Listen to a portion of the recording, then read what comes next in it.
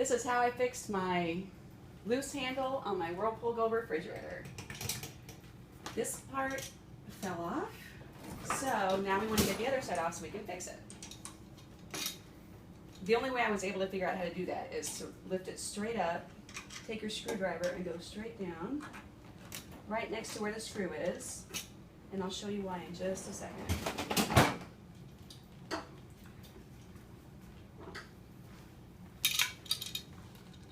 The way it works is you got to push right here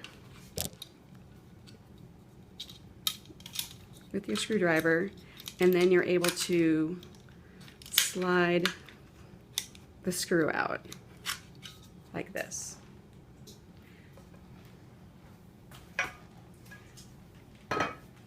Tighten the screws.